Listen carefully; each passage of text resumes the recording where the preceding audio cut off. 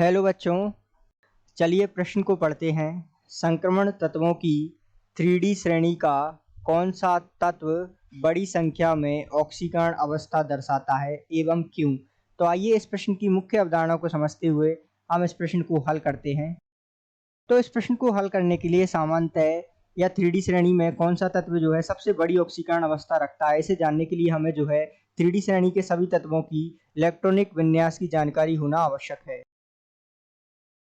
अब आइए जानते हैं 3D श्रेणी में जो तत्व आते हैं वो कौन कौन से हैं और उनमें जो है ऑक्सीकरण अवस्था सबसे अधिक किसकी होती है। तो 3D श्रेणी स्टार्ट होती है स्कैंडियम 21 से लेके और जिंक 30 तक, ठीक है। और इसमें आते हैं स्कैंडियम, तो जो है scandium, titanium, vanadium, chromium, manganese, Fe iron, Co cobalt, Ni nickel, Cu copper और जिंक जो है 30 तक, जो है 21 से 30 तक ये श्रेणी होती है, ठीक है। अब इस प्रकार हम जानते हैं कि इसमें सबसे बड़ी जो है ऑक्सीकरण अवस्था कौन दर्शाता है।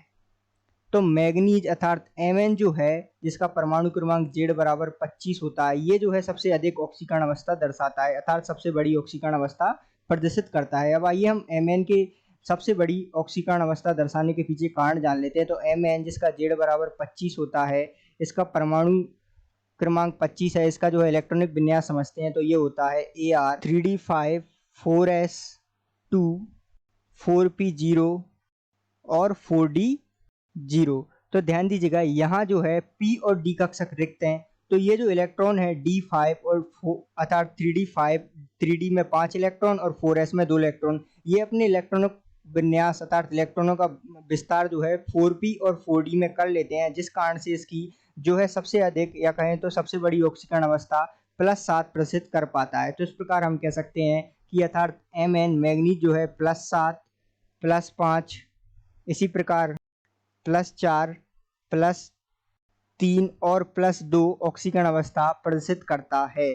और क्यों करता है, इसके पीछे का कारण क्या है कि इसके पास जो है 4p और 4d रिक्त कक्षक उपस्थित हैं, जिसके कारण ये अपने इलेक्ट्रॉनों का विन्यास का विस्तार इसमें कर लेता है और इस कारण जो है ये +7 सबसे अधिक या सबसे बड़ी संख्या में जो है ऑक्सीकरण अवस्था प्रदर्शित कर पाता है। तो इस प्रकार जो है आप इस प्रश्न के उत्तर को समझ सकते हैं। आशा करते हैं आपको समझ आया होगा। धन्यवाद।